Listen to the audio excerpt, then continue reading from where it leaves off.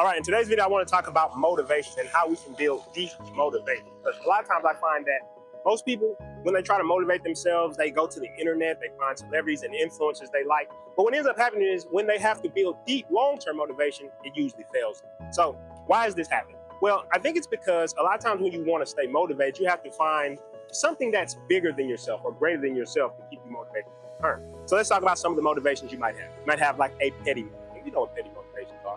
I've had them before, you've probably had them before, but this is like wanting to prove the doubters wrong, wanting to stun on people. All that is petty motivations. Now, the problem with this is usually when you fulfill these motivations, then you don't have any reason to keep going. So you end up giving up or you feel depressed. Now, you can also have what's called short-term motivations. And short-term motivations are, I need to pay bills, I need to make rent.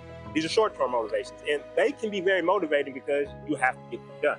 I've even heard people say that a lot of times they like to have a bill so they can have motivation all the time. Then I would say you would have more intermediate motivation. This is when you start getting into the goal territory. You got stuff that you want to do a couple months from now, maybe 6 months from now. But I think it falls into the same problem that people have when it comes to the shorter motivations. Is when you accomplish these things, you have to keep giving yourself motivation over and over to stay motivated. And if you ever get tired of the cycle, you probably end up giving up. And the same goes for what I would call long-term motivations. And long-term motivations is having a vision.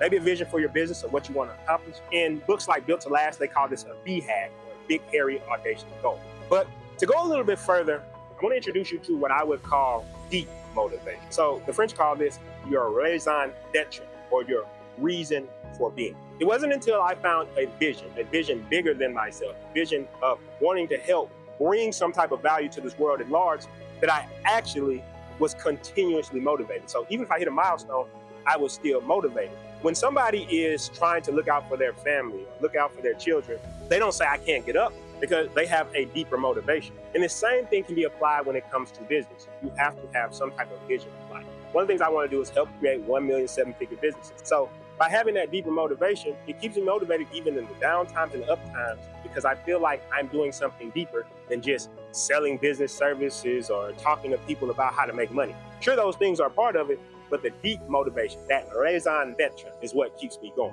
Now, if you want help with this, all you have to do is comment Fastlane below. We're going to give you 10 principles to help you be more successful as an entrepreneur. And also, we're almost at the end of this 30-day challenge, which means it's going to be the end of our free website offer for entrepreneurs. All you have to do if you want to get that free website is comment next below. We're going to waive our development fee. Then all you're responsible for is your hosting and your software. If that sounds like a fair trade-off to you, then comment next below, and I'll see you tomorrow.